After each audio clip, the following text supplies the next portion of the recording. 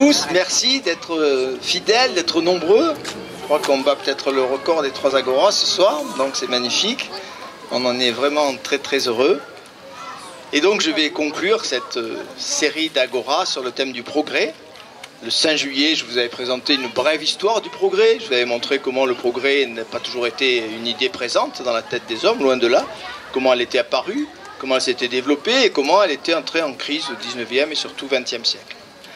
La semaine dernière, le 12 juillet, c'est Sabrina Cochin, professeure de philosophie, qui nous a fait un magnifique exposé sur la technique, en se demandant si le progrès technique était nécessairement un progrès humain, en montrant les dangers d'une mauvaise maîtrise de la technique et des technologies en général.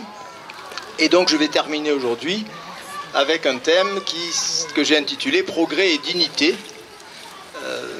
Je suis parti d'une phrase d'Hannah Arendt qui fait toujours beaucoup d'effet. Vous pouvez le vérifier, lâchez cette phrase dans vos soirées, vous verrez, ça fait toujours un très gros effet. Il est contraire à la dignité humaine de croire au progrès, à la dignité de l'homme de croire au progrès. C'est consternant, c'est tout à fait sidérant. On est tellement habitué à penser que précisément la dignité de l'homme, les droits de l'homme, s'inscrivent dans une vision progressiste. On a progressé moralement, mentalement, politiquement, culturellement.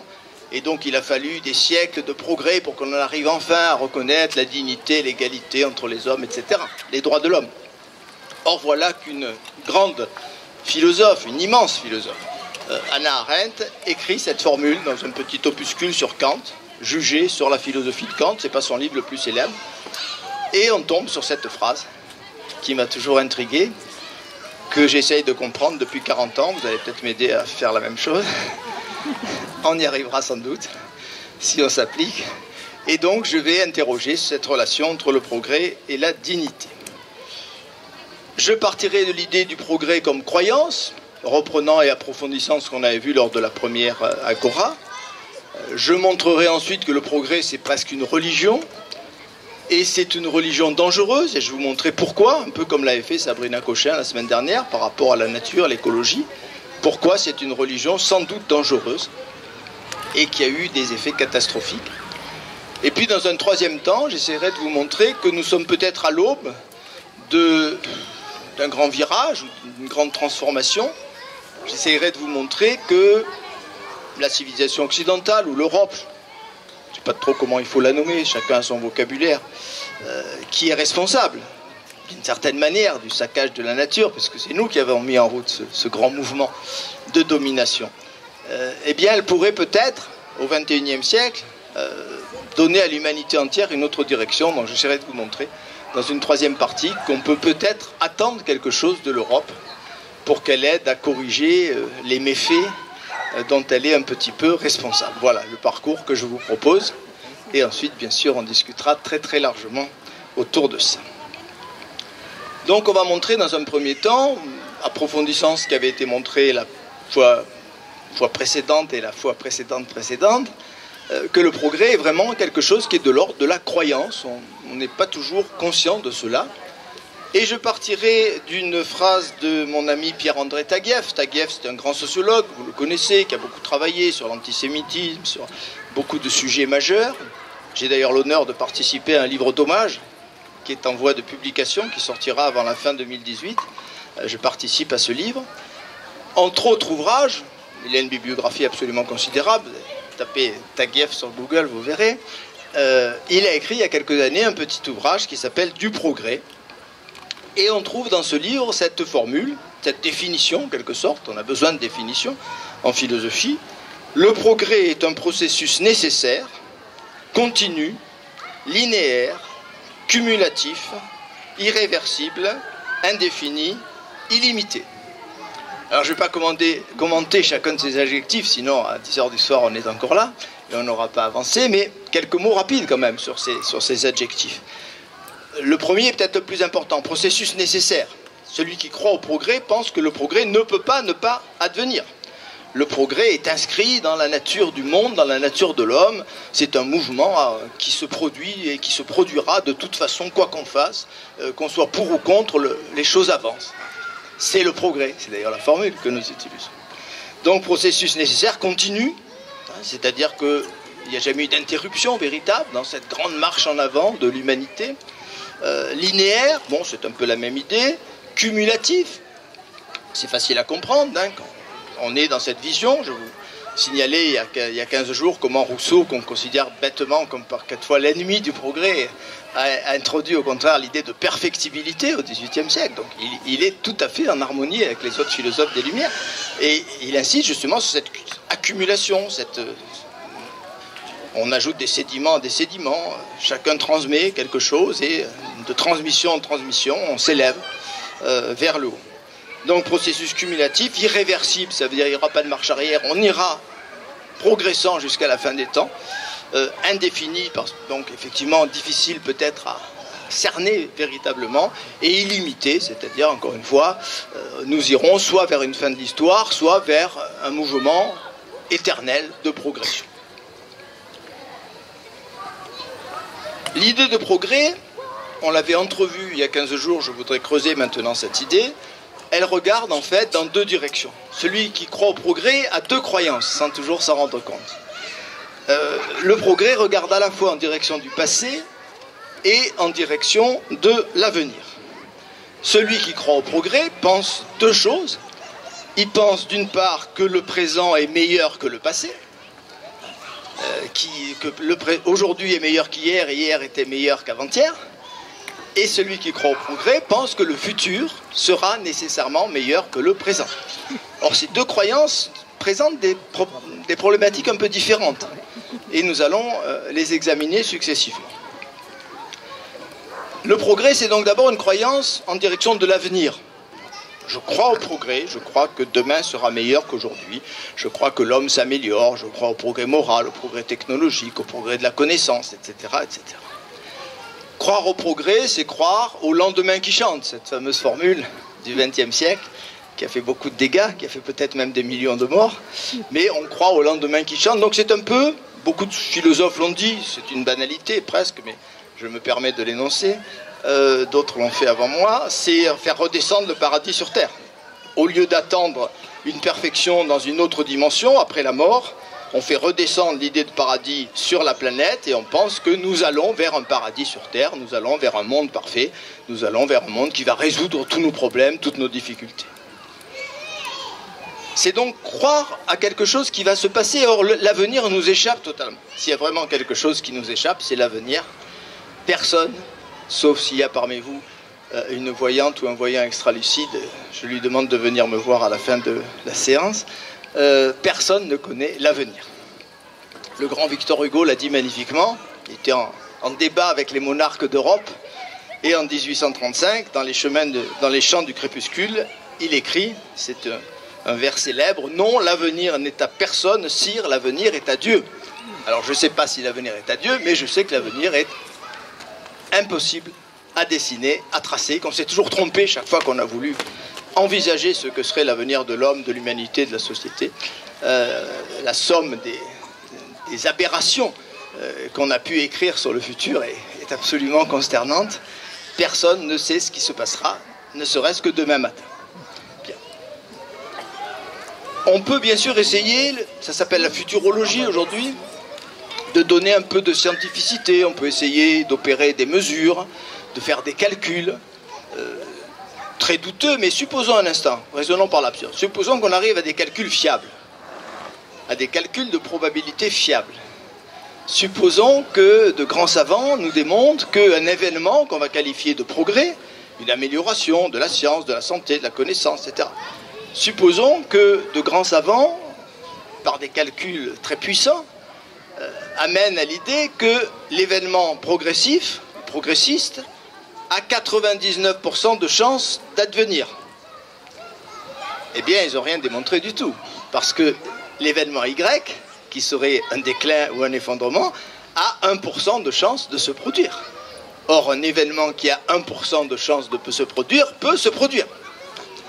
Chaque semaine, j'en fais partie, je fais partie des imbéciles qui jouent au loto. Chaque semaine, on a une chance sur des millions, des dizaines de millions de gagner au loto. Donc c'est beaucoup moins de 1%. Et pourtant, chaque semaine ou presque, il y a quelqu'un qui gagne au loto. Donc vous voyez, le calcul n'avance à rien. un événement qui a une chance infinitésimale de se produire peut néanmoins se produire. Cette chance existe, et donc il est absolument impossible d'avoir la moindre certitude. On peut faire des calculs de probabilité, effectivement, mais on n'arrive jamais à la moindre certitude. Alors cette croyance qui est dépourvue de rigueur quand elle porte sur le futur, nous avons tous tendance à penser qu'elle est sérieuse quand elle est tournée vers le passé. On va me dire, d'accord, pour le futur, vous avez sans doute raison, on ne sait pas si demain sera meilleur, effectivement, qu'aujourd'hui, mais quand même, considérant le passé, quand je compare le passé et le présent, j'ai quantité d'éléments qui montrent que nous avons progressé, c'est en quantité de domaines, que nous avons plus de connaissances aujourd'hui, que nous avons amélioré quantité d'aspects, etc., etc. C'est d'ailleurs l'objet d'un livre récent que je vous ai indiqué il y a 15 jours, un livre qui a fait beaucoup de bruit. Non, hier n'était pas meilleur, hier n'était pas plus parfait qu'aujourd'hui. Eh bien, je vais essayer de vous montrer qu'en fait, quand elle porte sur le passé, la croyance au progrès est tout autant une croyance absolument indémontrable que quand elle porte sur le futur. Elle est aussi irrationnelle que quand elle porte sur le futur. Et je vais dialoguer, et je le ferai presque jusqu'à la fin de l'exposé, avec un ouvrage de Robert Redeker que je vous avais indiqué il y a 15 jours, Le progrès, point final. Redeker, c'est un bon philosophe qui a écrit de beaux textes d'ailleurs sur le championnat du monde de football. C'est un bon philosophe du sport. Et c'est ce philosophe qui avait été menacé de mort par les islamistes et qui a dû quitter son métier de prof de philo, qui vit aujourd'hui menacé, entouré de gardes du corps. C'est quelqu'un qui a eu un sort absolument terrible. Mais c'est un bon philosophe. Et donc, dans le progrès, point final, il montre, je le cite, le progrès, dit-il, est valeur au sens où il juge et norme à la fois. Donc le progrès juge. Avec l'idée de progrès dans la tête, je vais juger le présent, le passé, éventuellement les prédictions concernant l'avenir. C'est donc un instrument de mesure. Mais du même coup, Redeker a beau jeu de montrer, il a raison. Tout à l'heure je le critiquerai, mais là je suis obligé de lui donner raison. En tant qu'il juge, le progrès ne peut pas être jugé, puisqu'il est l'instrument qui juge. En tant qu'il mesure, il ne peut pas être mesuré. Demander ce qu'est la valeur du progrès, ce serait à peu près demander quelle est la chaleur de la température. Absurdité totale. Donc si précisément le progrès, c'est cet instrument de mesure qui nous sert à comparer les éléments du temps, le progrès est lui-même immesurable et impossible à évaluer. Deuxième idée, importante, plus importante peut-être encore, pour utiliser cet instrument de mesure que serait l'idée du progrès, nous avons impérativement besoin d'un but, d'une fin. Le progrès, c'est l'idée que nous cheminons vers une fin parfaite, et donc il faut tracer cette fin, il faut tracer ce but en direction duquel nous cheminons. Il faut montrer qu'aujourd'hui nous sommes plus près de ce but que nous l'étions hier, et que demain nous serons plus près de ce but que nous le sommes aujourd'hui. Donc cette notion de fin, de finalité, de but, elle est essentielle. On ne peut pas définir le progrès si on n'a pas une certaine idée de la fin vers laquelle nous cheminons. Or, les plus grands philosophes depuis 3 ou 4 siècles ont dit beaucoup de mal de l'idée de but et de l'idée de fin. Ils l'ont même un peu ridiculisé. Spinoza l'a fait. Spinoza, dont j'ai eu le bonheur de vous parler l'an dernier, Spinoza l'a fait magnifiquement au XVIIe siècle. Au XIXe siècle, c'est mon ami Nietzsche qui a dit des choses admirables sur l'inconsistance de la notion de fin. Je vais vous lire un petit texte très peu connu, à part des spécialistes de Nietzsche dont j'ai l'honneur de faire partie. C'est dans les cahiers non publiés de Nietzsche. Vous allez voir que c'est très secouant. C'est un fragment de 1880. L'humanité n'a pas plus de but que n'en avaient les sauriens, les fameux dinosaures du tertiaire. Mais elle a une évolution. Et effectivement, j'y reviendrai, il faut bien distinguer fin et évolution. C'est-à-dire que son terme n'a pas plus d'importance qu'un point quelconque de son parcours. Nous avons tous tendance à confondre l'idée de fin avec l'idée d'évolution. L'évolution, ça veut dire quoi? Ça veut dire que l'humanité se transforme. C'est vrai collectivement, c'est vrai individuellement. Chacun d'entre vous, vous vous êtes transformé depuis votre naissance. Je ne suis plus l'individu que j'étais il y a 10 ans. encore moins celui que j'étais il y a 30 ans, hélas, encore moins celui que j'étais il y a 50 ans. Est-ce à dire que je suis meilleur que celui qui existait à 50 ans? Ce serait bien imprudent de ma part de l'affirmer. J'ai même tendance à penser que c'était quand même un petit peu mieux il y a 50 ans, sur beaucoup de plans. Donc, dire que nous évoluons et que nous nous transformons, ça ne veut pas du tout dire que nous allons vers une fin radieuse et merveilleuse, puisque, en fait, nous allons plutôt vers la mort, hein, chacun d'entre nous. Bien, donc ne confondons pas progrès et évolution. Nota bene, je continue la lecture du petit texte de Nietzsche. Par conséquent, on ne peut définir le bien en faisant le moyen d'atteindre le but de l'humanité, entre guillemets. Et toute une série de questions, vous allez voir, tout à fait remarquables. Serait-ce ce qui prolongerait l'évolution le plus longtemps possible? Ou ce qui la porterait vers son point le plus haut? Mais cela présupposerait, à nouveau, un critère pour mesurer ce point le plus haut. Et pourquoi le plus longtemps possible? Effectivement, pourquoi le plus longtemps possible? Est-ce qu'on a des raisons objectives de préférer l'existence de Jeanne Calment à celle d'Arthur Rimbaud? Je ne sais pas quelle est votre réponse, mais la mienne est un non catégorique. Si je devais être réincarné, je préfère 1 million de fois être réincarné en Arthur Rimbaud qu'en Jeanne Calment. Surtout pas Jeanne Calment, tout de même un verre de terre, ce que vous voulez, mais pas Jeanne Calment, pitié. Donc, pourquoi le plus longtemps possible? Ou le minimum de déplaisir dans l'évolution? C'est à cela qu'aujourd'hui tout aspire.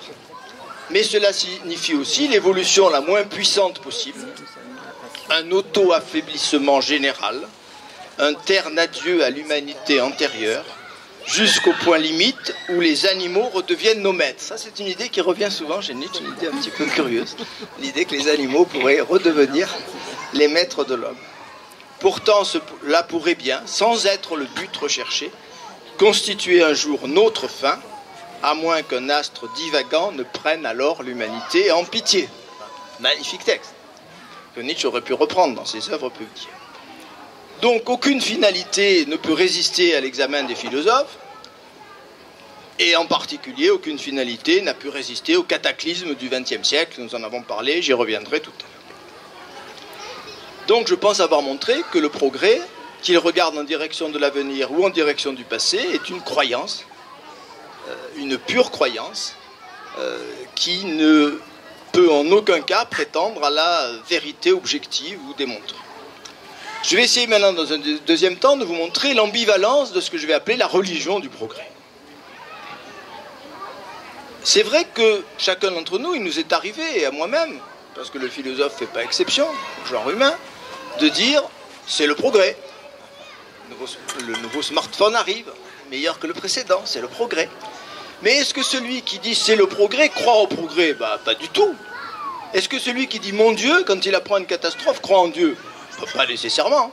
Ce sont des formules toutes faites.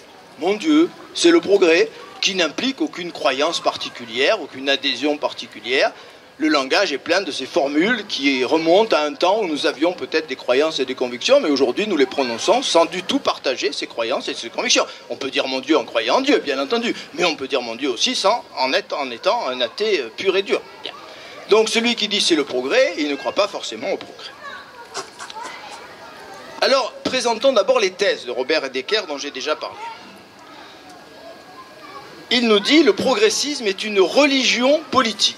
Très belle formule, très brève, qui a le mérite de la brièveté. Il nous dit ça dans le progrès, point final. Religion politique. Effectivement, le progrès, c'est l'idée qui a animé les grandes idéologies du XXe siècle, aussi bien le communisme que le nazisme, ce qui a animé les idéologies progressistes du XXe siècle. Alors je viens de prononcer une expression, je ne vous ai pas vu hurler, pourtant vous auriez dû tous hurler. L'expression idéologie progressiste est un pléonasme monstrueux. Trouvez-moi une idéologie non progressiste. Toutes les grandes idéologies ont été progressistes. Les grandes idéologies politiques du XXe siècle, nazisme et communisme pour ne citer qu'elles, ont été progressistes. Elles n'avaient pas la même idée de la fin, elles n'avaient pas la même idée de l'amélioration, mais elles étaient des idéologies progressistes.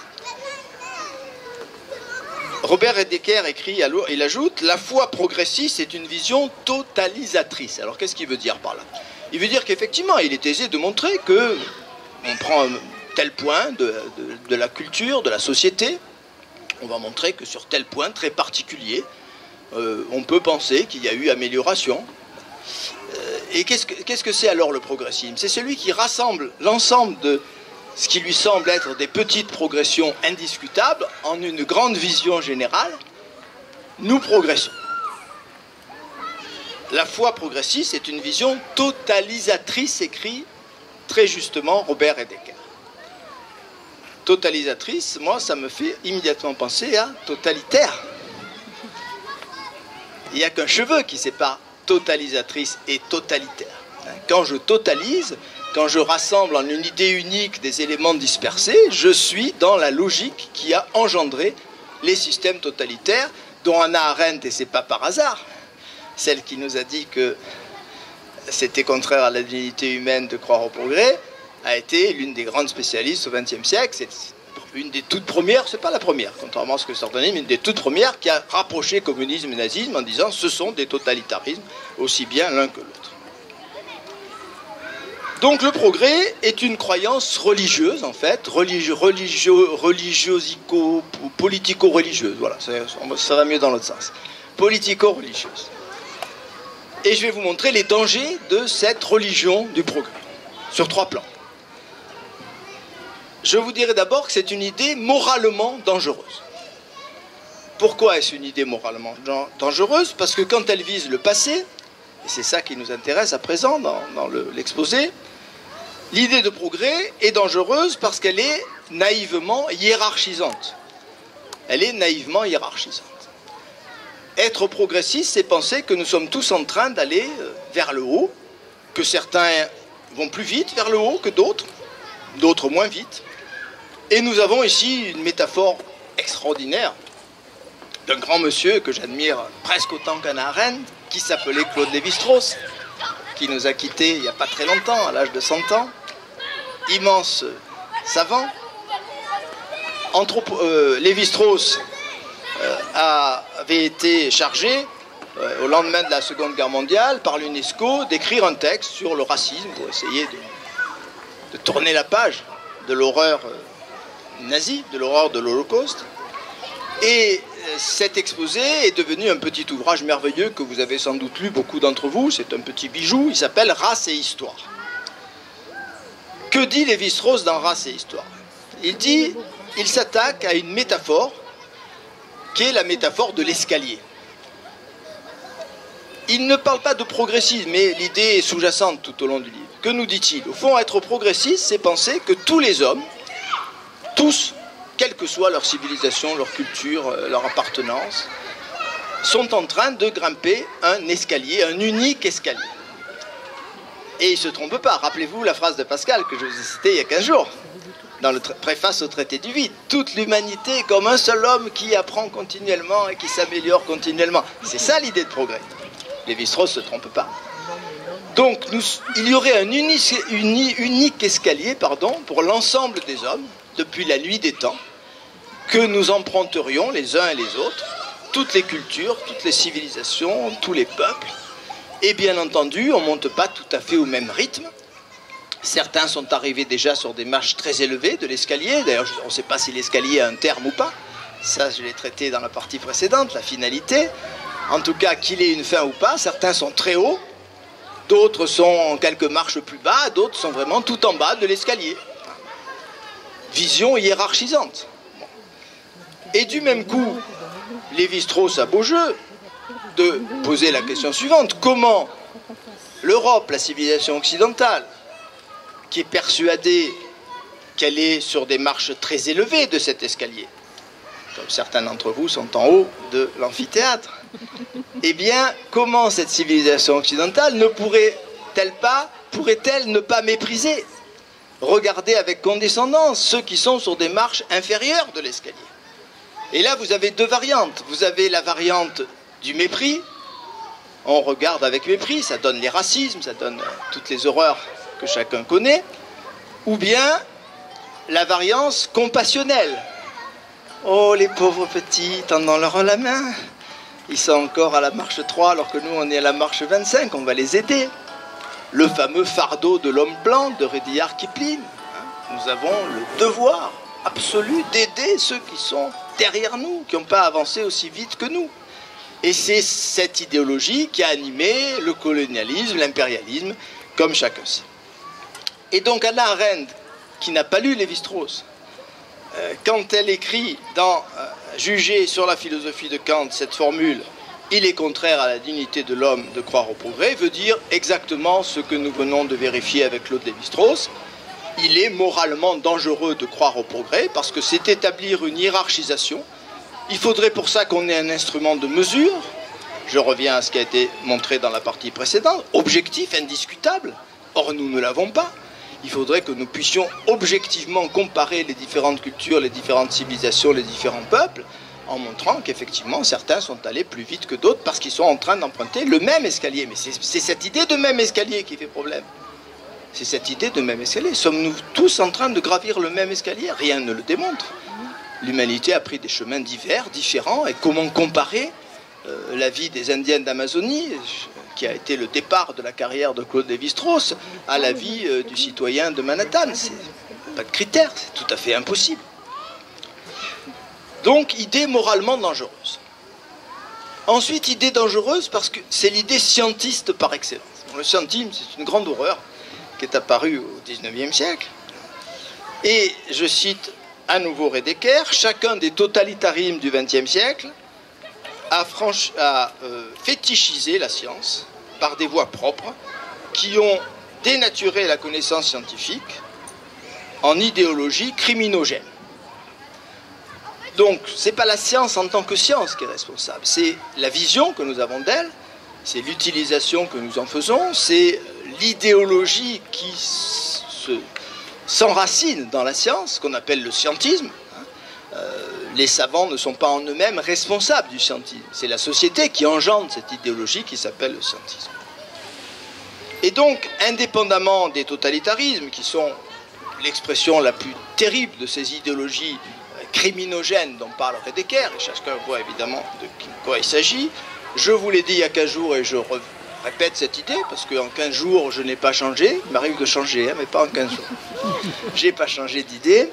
Je pense et je continue à penser, et je vous l'avais dit, que le 6 août 1945, Hiroshima, c'est peut-être la plus grande date du XXe siècle, parce que ce jour-là, l'humanité entière a compris que la science n'était pas nécessairement promesse de bonheur, qu'elle pouvait aussi nous entraîner vers le pire, vers la destruction, et vers la catastrophe absolue. Un philosophe danois qui s'appelle Peter Kemp le dit mieux que moi, et je le cite, « La fabrication de la bombe, il s'agit de la bombe A d'Hiroshima, remettait en question le dogme selon lequel la science et la technique, sous la double conduite des scientifiques et des techniciens, allaient donner le jour à une société meilleure. » Le jour d'Hiroshima, cette croyance s'est écroulée. Et on peut penser qu'elle s'est écroulée définitivement, même si je montrerai tout à l'heure qu'il y a des résistants. Troisième danger, et là je prolongerai ce qu'a dit magnifiquement Sabrina Cochin il y a une semaine, une idée écologiquement dangereuse. Si être progressiste, c'est nécessairement mépriser les civilisations antérieures qu'on appelle pré-scientifiques, ces pauvres malheureux n'ont aucune idée, ils n'ont pas de physique, ils n'ont pas de chimie, ils ne connaissent pas l'ADN, bon, ils ne comprennent rien. Donc, méprisant à l'égard des cultures jugées inférieures pré-scientifiques, le progressisme méprise également la nature, inévitablement. La nature est cette matière que nous devons prendre en main, nous devons faire d'elle ce que nous voulons. Nous avons vu, Sabrina était inquiète la semaine dernière en disant « je vais égratiner des cartes, j'espère que tu ne seras pas choqué ». Non, on ne peut pas me choquer quand on égratine des cartes, on me réjouit profondément. Et je l'avais montré sur cette même esplanade en 2017. Donc, idée écologiquement dangereuse que le progressisme, thèse écologiquement dangereuse. Et là, je vais peut-être surprendre certains d'entre vous, moi le Nietzschéen, je vais citer le pape François. Et oui, je vais citer le pape François, qui le 24 mai 2015 a rédigé une encyclique, Laudato Si, une très belle encyclique, il faut bien le reconnaître, dans laquelle il exhorte l'humanité à la sauvegarde de la maison commune. cet article, cette encyclique a été examinée de près par un historien qui s'appelle Rouvillois, que j'aime bien, dont je lis les livres quand j'ai le temps. Et effectivement, c'est plein de bon sens. Quelle place pourrait-on accorder aux préoccupations écologiques si l'euphorie progressiste persiste? Si nous sommes persuadés que c'est la science qui va régler les méfaits engendrés par la science, si nous sommes persuadés qu'un peu plus de technologie réglera les problèmes créés par la technologie elle-même, il n'y a vraiment aucune chance pour qu'on prenne un autre chemin et qu'on s'éloigne de cette domination de la nature, de cette maîtrise à laquelle Descartes nous encourageait. Ce serait la science seule qui pourrait régler les dérèglements. On accepte, encore que certains ne le font pas, mais généralement on accepte l'idée que la science et les techniques ont entraîné un certain nombre de catastrophes, mais on pense effectivement que pour solutionner ces catastrophes, il nous faut quoi? Un peu plus de science et un peu plus de technologie. Le pape François a écrit, je le cite, « Si quelqu'un observait de l'extérieur la société planétaire, il s'étonnerait d'un tel comportement qui semble parfois suicidaire. » Dernier élément que j'emprunte à cette encyclique, le plus problématique, avec beaucoup de bon sens, il faut le reconnaître, le pape François nous dit qu'il faudrait évidemment différencier les civilisations de la planète, le Nord et le Sud en particulier. Et en effet, comment demander, alors que nous avons pendant 2 ou 3 siècles exploité sauvagement la planète, les matières premières, tout ce qui peut être de l'ordre de l'exploitation de la nature par l'homme, comment maintenant serions-nous en mesure d'exiger des autres qu'ils ne se lancent pas dans ce chemin que nous avons suivi pendant 3 siècles? Donc le pape François, dans cette encyclique, dit qu'il faudrait accepter une certaine décroissance dans quelques parties du monde, celles qui précisément, depuis 3 siècles, exploitent la nature et se sont enrichies considérablement, et les autres sociétés, une saine croissance dans les autres sociétés pourrait être admissible. Alors c'est un vœu pieux, bien entendu. On voit la difficulté du programme. Il faudrait d'une part que nous acceptions, nous, de restreindre peut-être notre niveau de vie et qu'on accepte que les autres prennent ce chemin, ou en tout cas un chemin ressemblant à celui que nous avons pointé. Des milliers de points d'interrogation sont présents, mais je n'irai pas plus loin. Alors je terminerai dans une dernière partie par ce que j'appellerai notre nouvel horizon. Et je demande de m'excuser à ceux qui ont suivi le thémar sur la fragilité il y a 2 ans, dans lequel j'avais prononcé un exposé que j'avais appelé la nouvelle conscience de notre précarité. Je vais reprendre un petit peu les idées, parce que je ne change pas en 15 jours, mais je ne change pas forcément non plus en 2 ans. Donc je vais reprendre un peu les idées que j'avais développées alors. Nous sommes sans Orient, autrement dit désorientés. On dit parfois qu'on a perdu le Nord, mais il n'y a pas d'adjectif, c'est curieux. On ne dit pas « t'es nortifié ». On est désorienté. On a perdu le sens, on a perdu l'horizon, on a perdu cet Orient que nous possédions, qui nous permettait de savoir à peu près où nous allions. L'effondrement de l'idéologie progressiste, ce n'est pas forcément un événement joyeux. Pas plus que ce que Nietzsche appelait la mort de Dieu au XIXe siècle était pour lui un événement joyeux. C'est un événement terrible, qui nous oblige à inventer quelque chose de nouveau. Donc nous sommes désorientés. Et devant cette désorientation, vous avez une mode que je ne partage pas, et c'est là que j'entame mon dialogue un peu critique avec Robert Heidegger. Il y a une mode que j'appellerai les déclinologies. Je ne suis pas le seul, ce n'est pas un mot que j'ai inventé. Les déclinologues. Les déclinologues sont ces philosophes, dont Robert Heidegger me semble faire partie, en tout cas depuis qu'il a écrit Le Progrès, point final, qui nous répètent que finalement nous sommes effectivement, en tout cas nous, occidentaux, en train de dégringoler, de nous effondrer, de perdre nos repères. Et donc on a ce discours, c'est Finkielkraut également et quelques autres, qui sont dans un discours un petit peu de lamentation, qui est souvent justifié, qui n'est pas absurde, loin de là, mais qui n'est pas ma façon de penser et de philosopher. C'est pour ça que je vais m'attaquer un petit peu à ça. Heidegger écrit dans Le Progrès, point final, au-delà de l'écroulement de la politique, la santé, c'est le nom hyper contemporain de la mort de Dieu. Qu'est-ce qu'il veut dire par là? Il veut dire on a gardé une petite croyance. On ne croit plus au progrès, mais on a gardé une toute petite croyance. C'est la santé. On se replie sur soi-même, on ne croit plus au collectif. Mais on est très attentif à son corps. On essaye de repérer les petits signes de vieillissement et on a de belles technologies qui permettent de les amoindrir, ces petites rides au coin des yeux, etc. On court chez les gens qui peuvent nous aider à ce que notre corps porte moins, les marques du temps.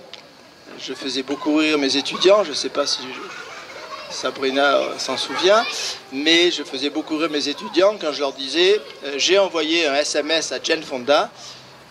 Ce SMS est le suivant: Jane, tu seras un jour une petite vieille ridée. Elle ne m'a jamais répondu, mais je suis sûr d'avoir raison, bien entendu. Bien, donc la santé. Alors la conclusion de l'ouvrage de Reddecker est fondamentalement déclinologique. Je le cite: dans quel climat vit-on, une fois le progrès trépassé, dans une sorte de corruption généralisée des fins et des valeurs, de confusion, liée à la perte de tous les repères autres que productivistes, consuméristes ou opérationnalistes. Bien. Donc voilà, une posture philosophique que j'accepte, que je ne trouve pas grotesque du tout.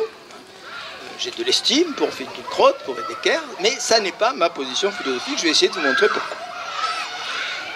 J'ai l'impression que notre conscience est en train d'évoluer. Et on l'a vu, on l'a vérifié la semaine dernière par les questions qui ont été posées à Sabrina Cochin, les réactions à son discours. J'ai l'impression que nous sommes en train de prendre conscience de notre précarité.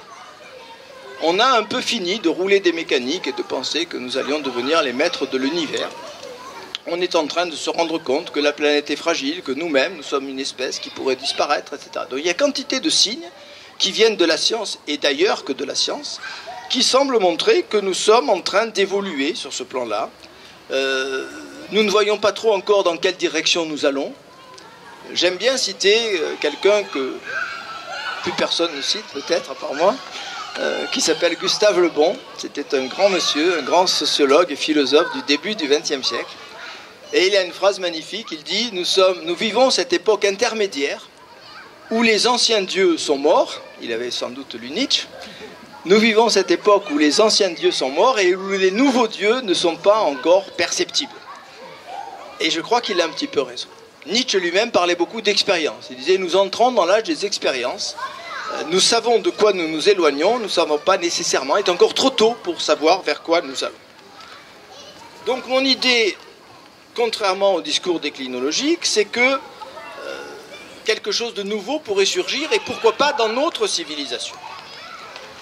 Robert Reddecker a une idée qui n'est pas inintéressante. Il dit, au fond, le péché originel, l'idée du péché originel, des chrétiennes, du péché originel, judéo-chrétienne, elle nous a peut-être préservés pendant des siècles de la domination excessive. On se sentait fragile, on se sentait pécheur, on se sentait un petit peu faillible. Et donc c'est peut-être une idée qui a retardé l'entrée de l'humanité dans l'âge de la domination de la nature. Aujourd'hui, peut-être que la conscience de notre précarité prendrait le relais de cette thèse du péché originel qui a quand même un peu de plomb dans l'aile. La thèse cartésienne de la domination de la nature, elle est inséparable de l'éternité de l'humanité. Descartes et la plupart des philosophes considéraient au XVIIe, XVIIIe, encore un peu au XIXe siècle, que l'humanité était éternelle. L'idée d'une fin de l'humanité n'est jamais apparue chez les grands philosophes avant la fin du XIXe siècle. Donc, pour dominer le monde, la nature, il faudrait que nous ayons des millions, des milliards d'années devant nous. Cette thèse n'a pas disparu totalement. Je suis en train de lire un livre de Laurent Alexandre sur l'intelligence artificielle, que je vous recommande, monsieur dont je lis avec passion les ouvrages. Il signale à un moment donné que les transhumanistes, et ils ne rejettent pas forcément cette idée, rêvent que nous allons conquérir le système solaire, en nous mixant bien entendu avec les machines, en évoluant de façon, en créant une sorte de super corps, super organisme mixte de silicium et de carbone. Donc nous allons dominer le système solaire, puis la galaxie dit, alors ils évaluent tranquillement, ils ont même fait le calcul, hein. Dans 50 millions nous aurons conquis la galaxie. Ce sont des fous dangereux. Hein, bon, vous êtes d'accord avec moi. Donc, c'est ce projet cartésien qui nous donnait une durée de vie extrêmement longue. Il est encore présent, malheureusement, chez certains individus qui ont un poids énorme, qui sont les transhumanistes de Californie en particulier. Donc, nous sommes conscients que, enfin, nous sommes, la plupart d'entre nous, conscients que les choses sont plus complexes et peut-être un peu moins euphoriques, que nous avons peut-être en tant qu'espèce une durée de vie limitée. Rien n'indique pourquoi. Alors, on n'a pas d'argument sérieux pourquoi, afin de dire pourquoi nous devrions vivre beaucoup plus longtemps que par exemple les dinosaures et les diplodocus. Hein. Bon, alors ils ont vécu 80 millions d'années. Bon, ça nous laisse un peu d'espoir. Mais ils n'ont vécu que 80 millions d'années. Bon. Donc nous percevons aujourd'hui notre précarité et incontestablement, et je rejoins ce qu'a dit Sabrina Cochin la semaine dernière, c'est incontestablement le rêve cartésien qui nous a lancés dans cette voie un peu suicidaire, qui nous a fait rompre avec tous les équilibres qui s'étaient construits lentement, patiemment, au cours des milliards d'années de vie de la planète. Donc, je parlais de désorientation et d'Orient tout à l'heure, peut-être que cette conscience de la précarité pourrait être notre nouvelle étoile, notre nouvel Orient. Et j'en termine, pour conclure mon propos, avec un débat avec Robert Redeker. Ce débat, je l'ai publié sur le site iPhilo, je vous l'avais signalé, je crois, il y a 15 jours. J'ai fait une critique de l'ouvrage de Redeker sur ce site dont je suis un des chroniqueurs réguliers, donc vous trouvez ça facilement sur Internet. Redeker écrit « Le progrès a été le second Occident. L'Occident a été civilisation universelle par 2 fois, par le christianisme dans son assise médiévale, puis par le progrès. » Je crois que la thèse est assez reconnue. Il y a eu 2 occidentalisations du monde. L'une, effectivement, à partir du Moyen-Âge, par le biais du christianisme qui s'est répandu à la surface de la Terre, donc les grandes thématiques, et dont le péché originel dont nous parlions tout à l'heure. Et puis ensuite, le progressisme, 18e, 19e et une partie du 20e siècle. Alors, de nombreux signes semblent indiquer, je signalais tout à l'heure, que nous sommes en chemin vers un nouveau sens, vers un nouvel Orient. Et que peut-être nous, Européens, Occidentaux, nous avons une responsabilité dans cette affaire-là. Alors on va dire, bon, vous dénoncez l'ethnocentrisme avec Lévi-Strauss, quel ethnocentrisme forcené? Vous comptez encore sur l'Europe et l'Occident pour sauver la planète? Peut-être un tout petit peu. Peut-être que nous qui avons mis l'humanité dans cette voie, que je crois avec beaucoup suicidaire, d'une domination effrénée, déchaînée de la planète, qui détruit tous les équilibres et qui peut nous détruire nous-mêmes. Si nous, Occidentaux, avons mis l'humanité dans cette voie, peut-être que nous ne sommes pas les plus mal placés pour maintenant essayer de proposer aux autres un nouveau chemin, un nouvel Orient. C'est pas ethnocentrique du tout. L'ethnocentrisme était lié au progressisme, et là nous sommes aux antipodes du progressisme, puisqu'au contraire, nous espérons une rupture avec le chemin. On a dit, il est cumulatif, le progressisme. Taguieff l'a dit magnifiquement. Il est quantitatif, cumulatif, indéfini. Bon, là, nous sommes aux antipodes de cela. Nous espérons peut-être de l'Europe ou de l'Occident qu'il dessine un nouveau chemin, parce que nous avons la responsabilité de la catastrophe. Alors d'abord, il faudrait que ce chemin, nous l'imposions à nous-mêmes, bien entendu, parce que nous en sommes peut-être encore loin. Donc, tracer ce chemin pour nous-mêmes et ensuite pour les autres. Peut-être qu'un 3e Occident est possible. Redeker parle de deux Occidents.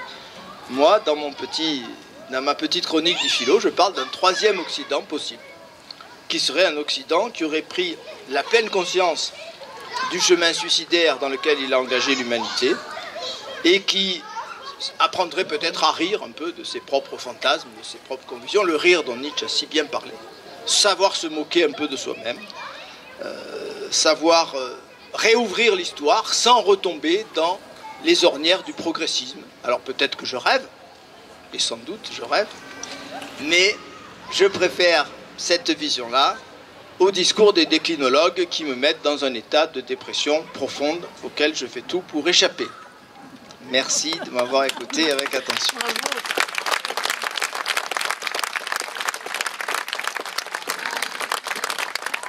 Donc on va passer maintenant aux échanges et au dialogue. Florence Bossier, notre chef du service culturel, me rend l'immense service de vous distribuer le micro et la parole pour que nous puissions échanger et enrichir le débat par vos interrogations, vos réflexions. On essaye de mettre en route le micro, voilà, il y a un petit bouton. Merci Florence. Allez, qui veut commencer? Toujours la première question, la plus délicate, mais toujours un courageux qui se lance. Hein, voilà, là-haut. Voilà, voilà. Il faut gravir. Il faut aller en haut de l'escalier, voilà, de Lévi-Strauss.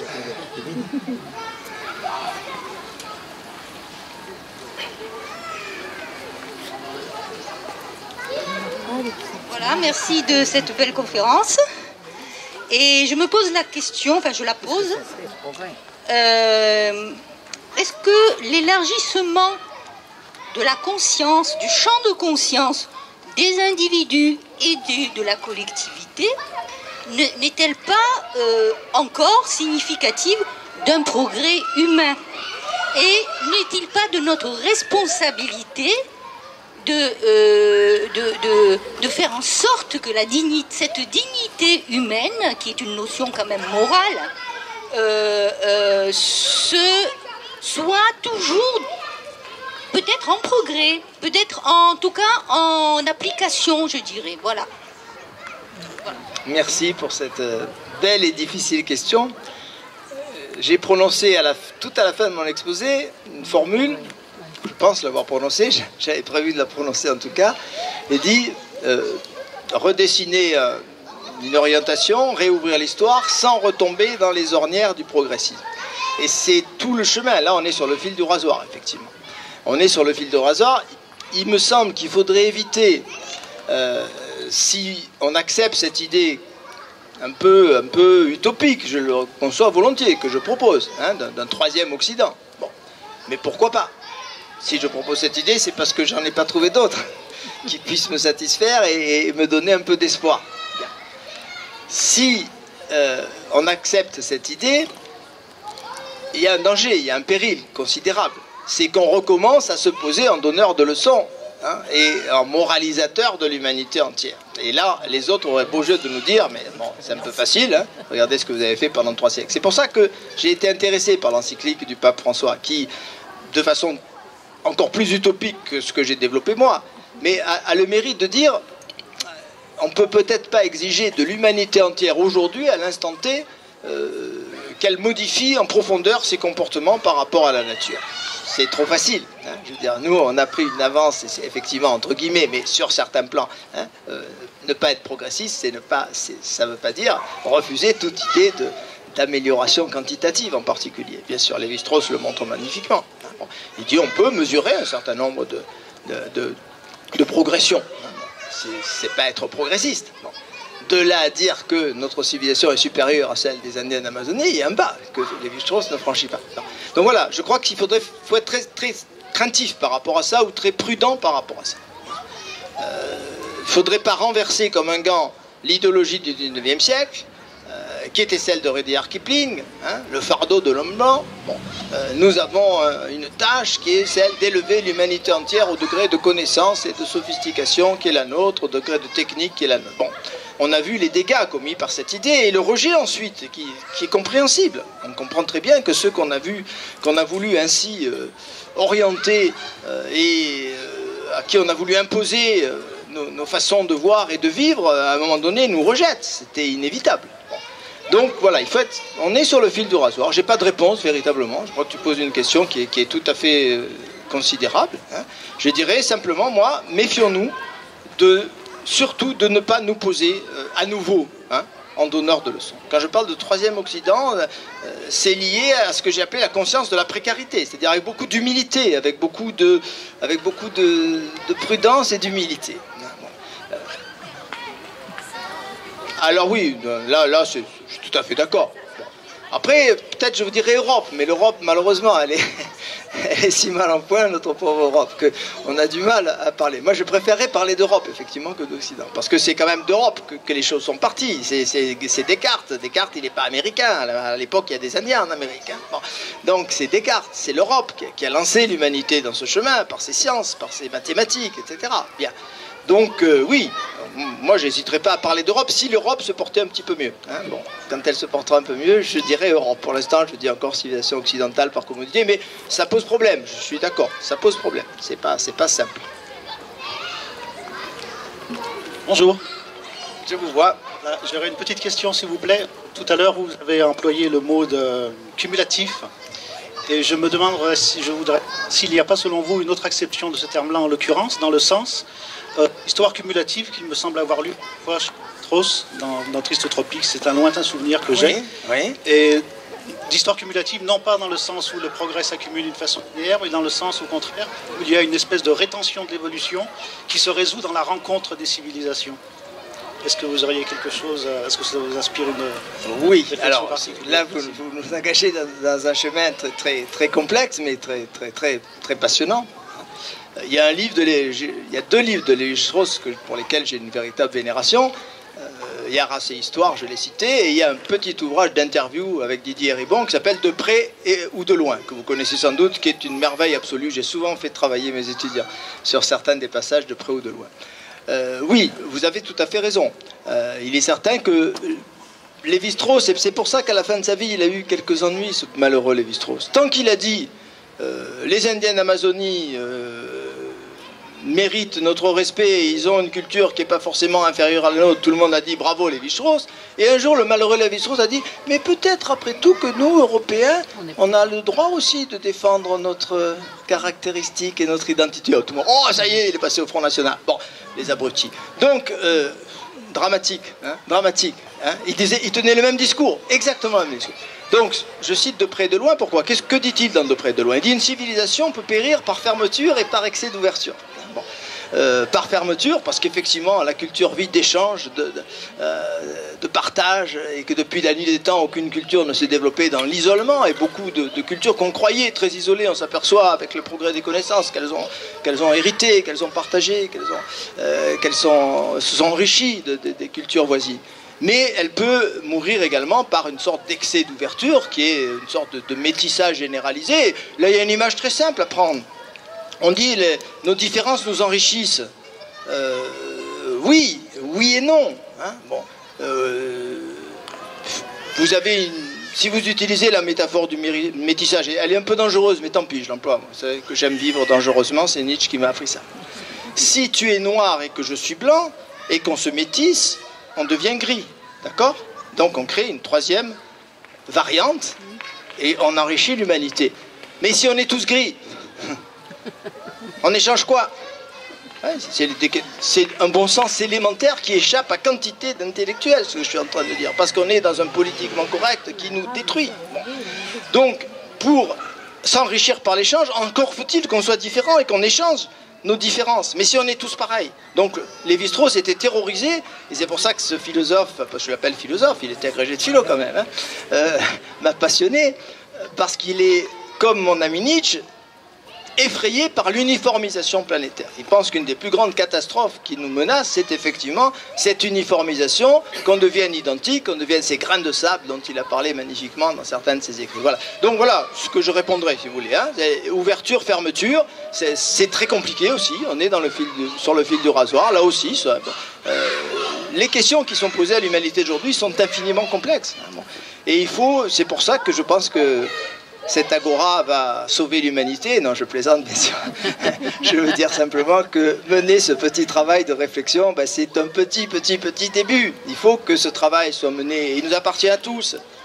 Ne laissons pas de soi-disant spécialistes mener ce travail de réflexion et trouver. C'est effectivement dans l'échange qu'on s'enrichit et qu'on pourra peut-être trouver de vraies solutions. Il y a un monsieur là en bas qui veut parler. Après ici, hein, Florent. Après, monsieur à la casquette. En bas, deuxième rang, en partant du bas. Bonsoir. Salut mon ami. Donc je rebondis un petit peu sur la première question de madame qui s'est basée sur l'expression que j'aime bien, c'est élargissement de la conscience ou développement de la conscience. Et tout le problème que vous avez exposé pourrait se résumer sur fait, la notion de conscience est tellement relative. Certains la confondent avec connaissance ou égocentrisme, élargissement du recentrement sur son modèle de développement. Et moi, je me réfère souvent à un essai de Goethe, qui n'était pas que écrivain et poète, qui a écrit un essai sur la métamorphose végétale, c'est le titre. Et dans cet essai, il essaye de démontrer un modèle représentatif, pour ne pas dire universel, de développement végétal, dans des tout types d'essences végétales, que ce soit un arbre ou autre. Alors, il se trouve que, peut-être certaines personnes le savent ou ne le savent pas, mais les biologistes commencent à soupçonner une forme de préconscience des arbres, qui se mettent en réseau, qui s'entraident, qui échangent des signaux d'alerte, qui se protègent, qui se mettent en cohérence en fonction des essences. Alors, on pourrait s'amuser à développer cette image en imaginant que une sorte de biologiste reporter se balade au milieu d'une forêt où les troncs, les branches et les feuilles de la forêt soient tous munis d'un visage, avec des yeux, une bouche capable de s'exprimer. Et ce reporter donc se baladerait avec sa caméra et son micro et se pencherait sur les racines, les troncs, les branches, montrerait aux arbres, s'arrêterait sur une feuille, essaierait de la questionner. Et il lui demanderait, alors, tiens, jolie feuille, qu'est-ce que tu penses du progrès? Imaginez le regard étonné, écarquillé de cette feuille, qui se mettrait à rire, qui éclaterait de rire, me dire, quelle question stupide! C'est dans notre essence. Et donc,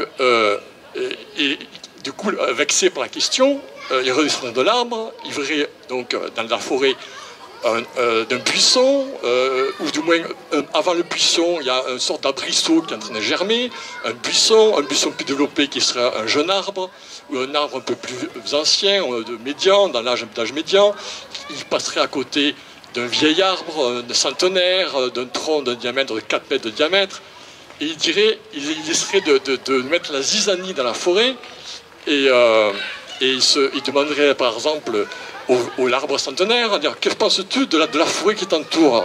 Il dirait qu'un air un peu méprisant, quelle bande de jeunes prétentieux qui me méprisent, qui me traitent de dégénéré, de gâteux, et qui croient que sous prétexte que je ne produis plus de fruits, que je ne sers plus à rien. Alors, il demanderait un arbrisseau, alors que penses-tu de la forêt qui t'entoure? Oh, c'est tous soit des vieux dégénérés, soit des jeunes prétentieux qui sont plus jeunes que moi, sous prétexte qu'ils ont l'avenir devant eux.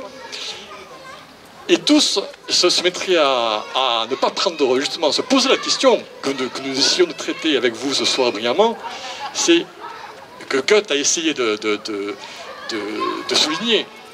Y a-t-il un modèle représentatif de développement, de progrès du vivant? C'est ça, Goethe a élargi le problème du végétal sur le vivant. Et d'ailleurs, tout à l'heure, je reprenais la question qui était en suspens que le dernier intervenant avait posée, c'est d'où vient le désir de progrès suite à l'excellent exposé de Sabrina Cochin, et d'où vient le désir du vivant? Alors, ce reporter se pencherait de nouveau dans les feuilles, les troncs et tout, il dit, mais d'où vient ce désir de croître, de développer en forêt Et tout s'éclate de rire, mais c'est notre essence, on ne se pose pas la question est stupide. Merci de cette belle image. Alors, il y a plusieurs choses, bien sûr, c'est difficile de répondre devant les métaphores. Je dirais deux choses.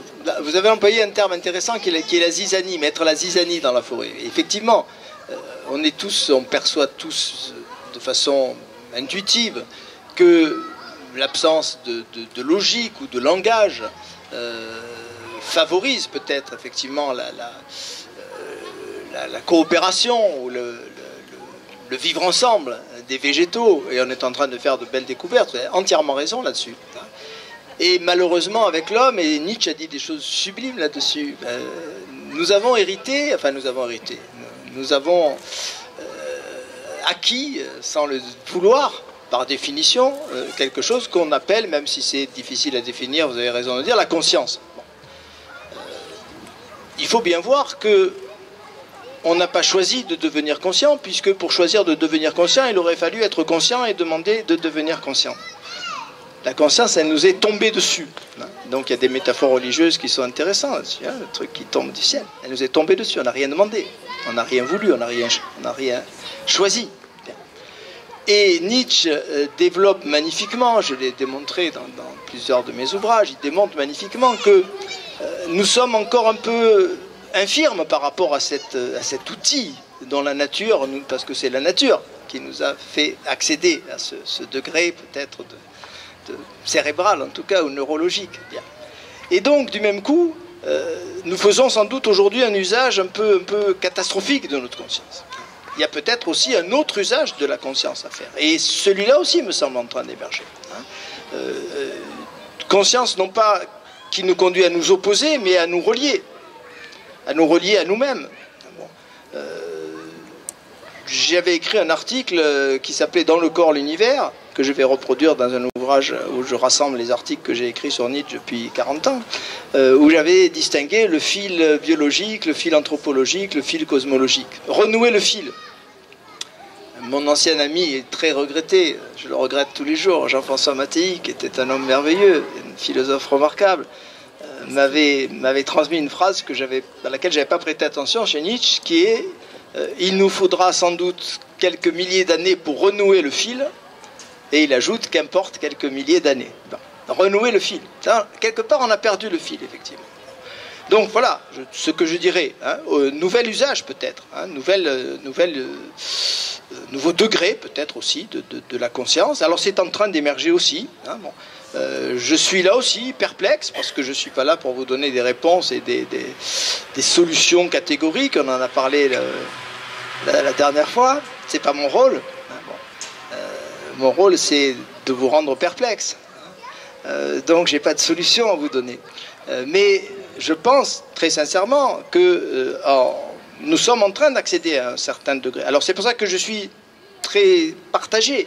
Je suis d'un côté inquiet par l'intelligence artificielle et par toutes les menaces du transhumanisme, etc. Et de l'autre, j'ai l'impression, on avait parlé de Teilhard de Chardin, je crois, il y a 8 jours ou il y a 15 jours, cette idée du cerveau planétaire qui est en train d'émerger. Nous sommes en train de devenir les neurones d'un gigantesque cerveau aux dimensions de l'humanité entière. Et ça peut pas être perçu, de mon point de vue, comme un élément négatif ou catastrophique. Bon. Et bien entendu, il faudrait qu'en même temps qu'on échange de l'information, on échange peut-être aussi de l'émotion ou de quelque chose de plus profond peut-être que la simple intelligence ou les simples informations. Et ça aussi, il y a quelques éléments qui montrent que ça pourrait advenir, même si on est quand même un peu inquiet à certains égards. Voilà ce que je dirais, mais il faudrait un long débat, on le reprendra un jour ou l'autre. Il y a monsieur devant avec la casquette.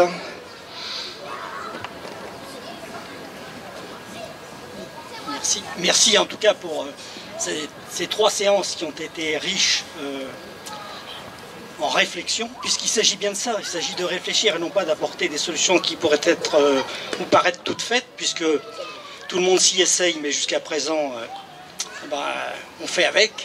Alors moi, il y a une chose que je regrette, c'est que ce SMS, à Jeanne Fonda, vous ne l'ayez pas vraiment envoyé. Qu'en savez-vous? Parce qu'elle aurait pu vous répondre ceci, en termes de progrès, mon cher, si ma crème hyaluronique et mon chirurgien esthétiste ne peut rien pour moi, Photoshop peut tout. Photoshop peut tout. Photoshop, oui. Ça, c'est le premier point. C'est certain. Le second point, oui, effectivement, ça nous permet de réfléchir et votre idée de 3e Orient sur la notion de différenciation et en particulier de nouveau Dieu de Robert Redeker suppose une question. C'est-à-dire, alors finalement, vers quel Dieu allons-nous nous tourner? Les dieux du progrès.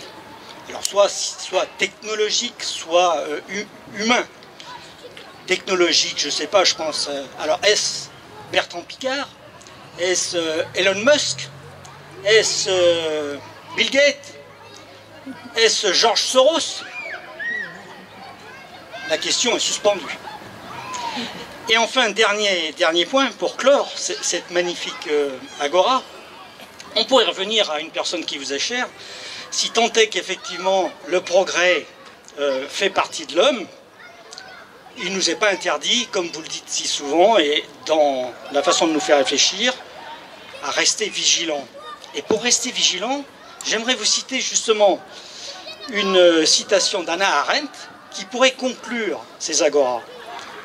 Le progrès et la catastrophe sont l'inverse et le reverse de la médaille, d'une même médaille. Voilà.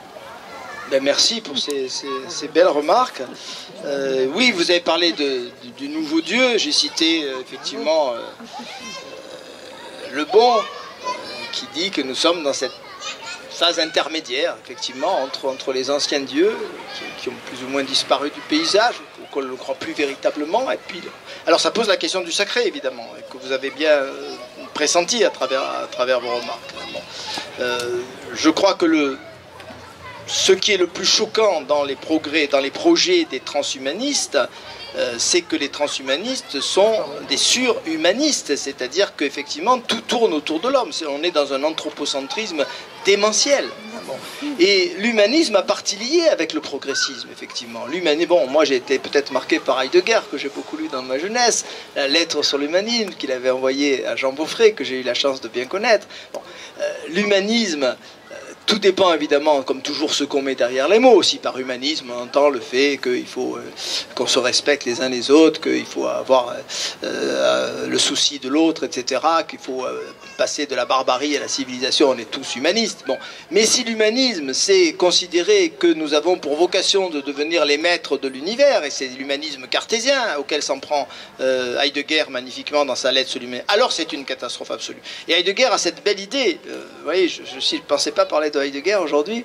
On revient toujours à ses premiers crimes. Hein. J'ai fait mon mémoire de maîtrise sur Heidegger. Heidegger a cette belle idée dans la lettre sur l'humanisme. Il dit, mais l'homme, il est fait pour beaucoup mieux qu'être le maître de la nature. Parce que il dit très justement, avec une énorme intelligence, c'est beaucoup mieux. Et je reprends l'exemple, l'idée de tout à l'heure que j'ai lu dans le livre de Laurent Alexandre.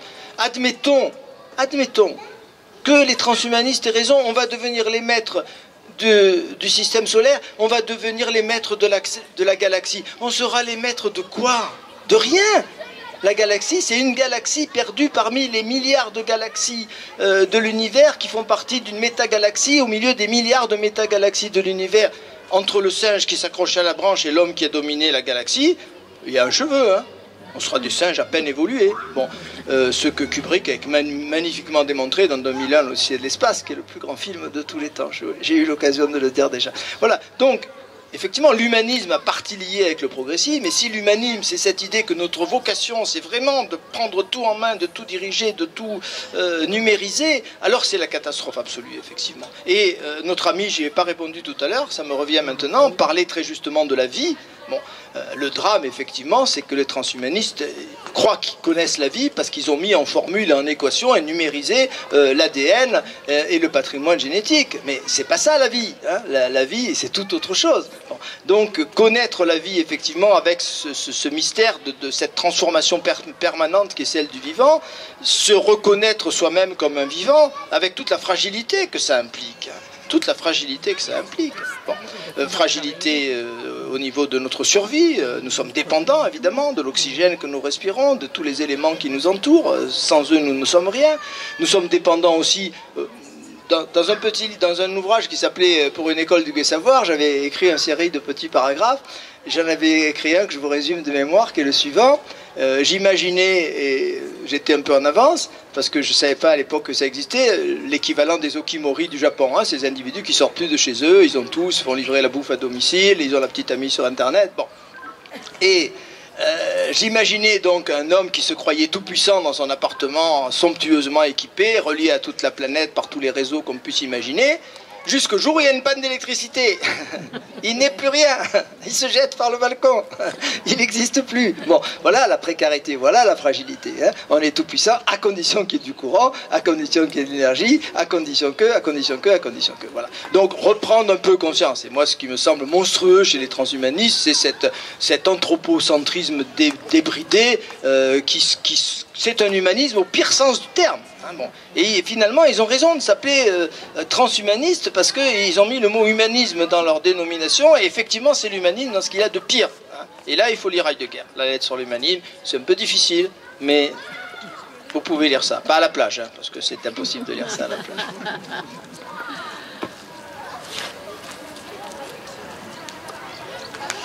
Bonsoir, Monsieur Granarolo. Vous nous avez dit que nous avons la responsabilité d'une catastrophe et que les Occidentaux pourraient chercher une rupture avec le progrès. Que pensez-vous de l'idée, est-ce une utopie, que l'éducation, et notamment l'éducation par le sensible ou au sensible, pourrait, en s'opposant à la consommation et à la manipulation qu'elle entraîne, justement contribuer au développement de notre reprise de conscience, si je peux parler comme ça. Alors merci, très très excellente question qui m'amène à continuer un peu sur le même registre. Je vous disais tout à l'heure, je suis en train de lire le bouquin de Laurent Alexandre. Bon. Il parle de l'éducation. Hein, les 2/3 du bouquin sont consacrés à l'éducation. Mais quelle éducation, hein? L'éducation, c'est-à-dire effectivement le fait que nous allons être dépassés par des intelligences artificielles bien plus développées que nous, et que pour ne pas être dépassés, il faut doper notre cerveau, et il faut le coupler avec l'ordinateur, il faut faire des mixtes d'intelligence artificielle, il faut faire une sorte d'eugénisme qui augmentera le QI des individus, et on sait déjà le faire, et on peut le faire en éprouvette sans attendre 25 générations, donc on peut sélectionner, certains Américains ont démontré qu'en quelques semaines en éprouvette, on peut faire augmenter le QI de 60 ou de 90. Bon, ça c'est terrorisant, parce qu'effectivement, vous avez raison de le dire, ce qu'on oublie dans tout ça, c'est la vie. Hein, et la vie, c'est d'abord la sensibilité.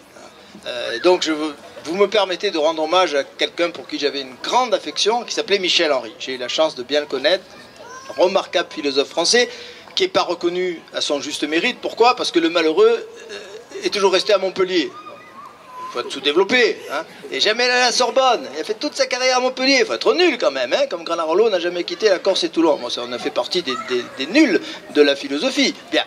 Donc, excellent philosophe, remarquable philosophe. Je vous renvoie à son livre La Barbarie, qui est un véritable chef-d'œuvre.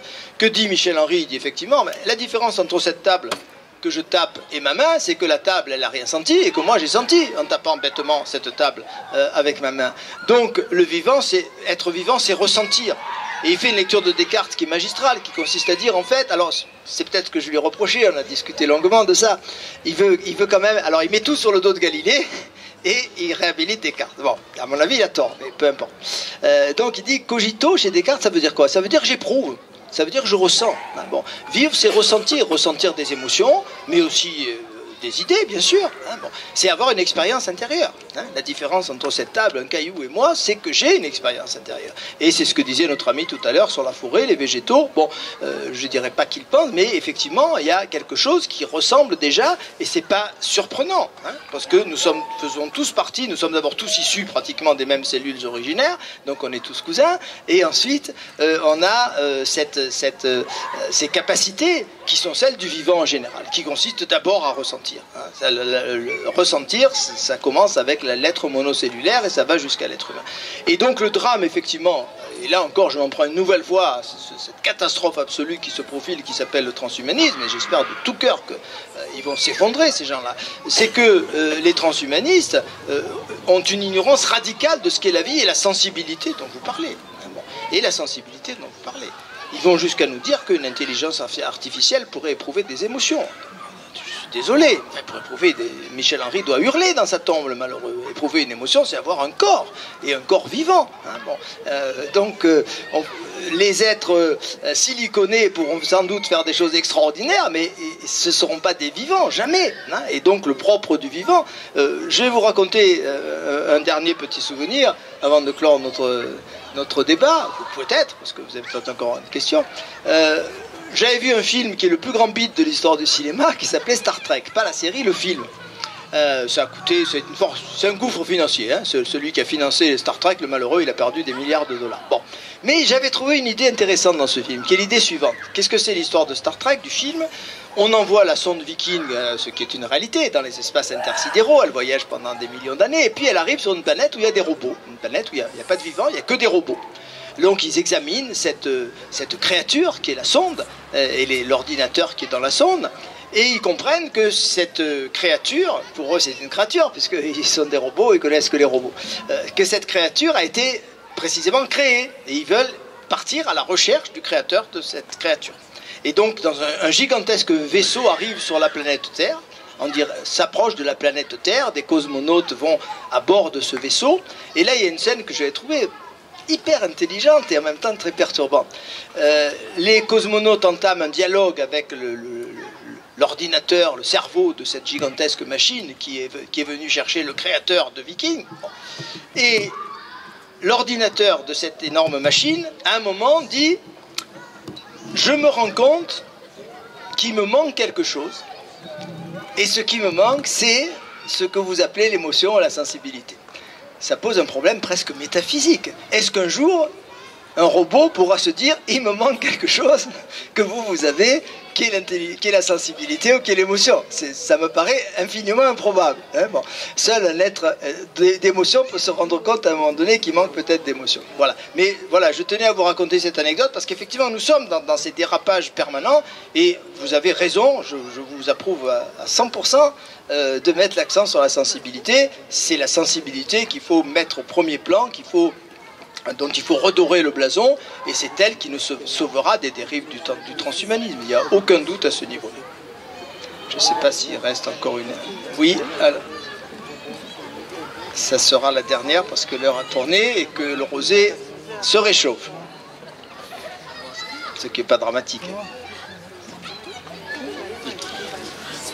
Merci. Oui, c'est une question à la suite de deux précédentes interventions et j'aurais envie de solliciter votre avis sur la place qu'occuperait la volonté de puissance de Nietzsche ou de Schopenhauer par rapport au paradoxe du progrès et catastrophe. J'aimerais avoir votre avis sur... Merci de ce beau cadeau final.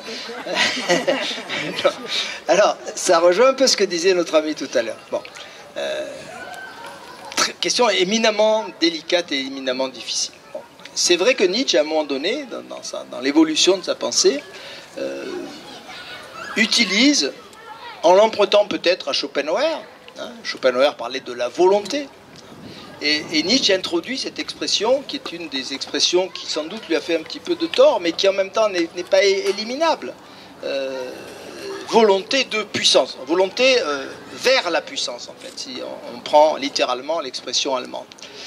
Alors, Nietzsche a renoncé ensuite à cette expression. Hein. La volonté de puissance, c'est un livre de la sœur de Nietzsche, Elisabeth, l'horrible Elisabeth comme je la dénomme, hein. Elisabeth qui était raciste, antisémite, wagnérienne, qui a tous les défauts du monde, qui devient la copine d'Adolf Hitler.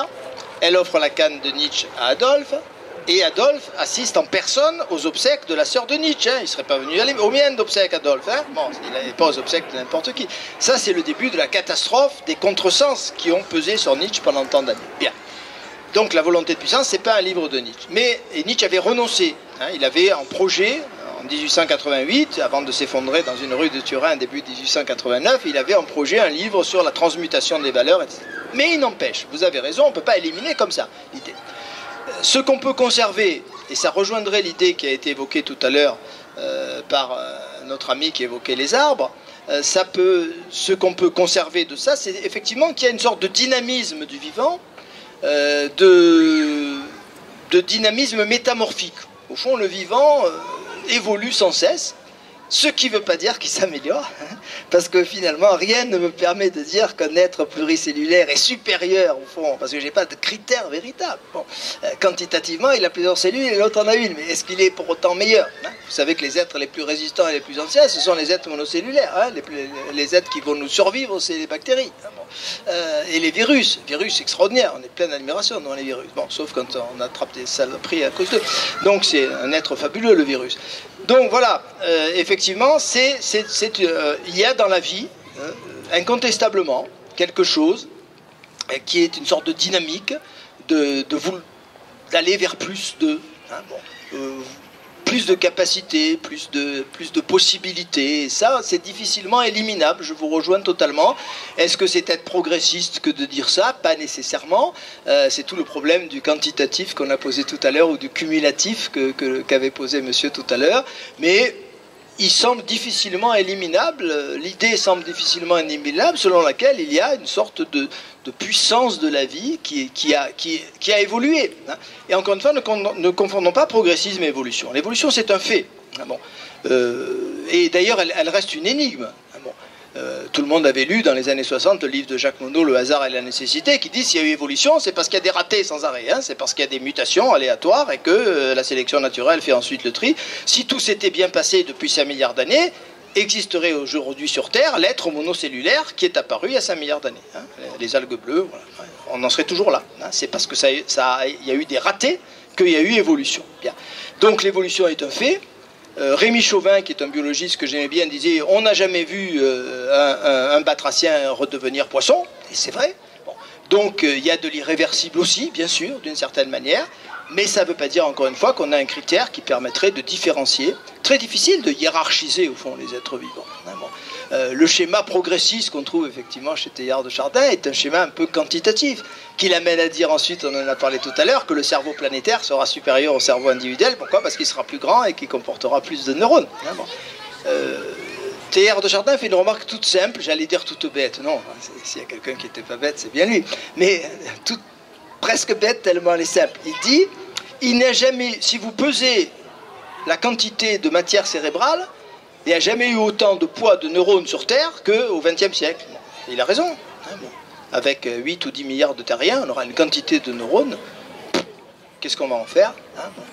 Voilà, donc merci pour toutes vos questions. J'espère que vous allez partir un peu avec des préoccupations dans l'esprit. Et puis on se retrouvera. Alors n'oubliez pas que toute l'année, on a des cafés philo qui fonctionnent un peu de cette manière-là, à l'Auberge Provençale. Les programmes sont distribués au forum des associations.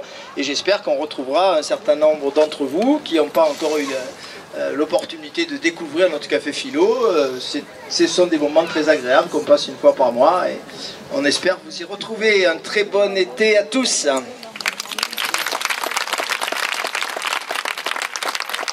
maintenant, le rosé vous attend.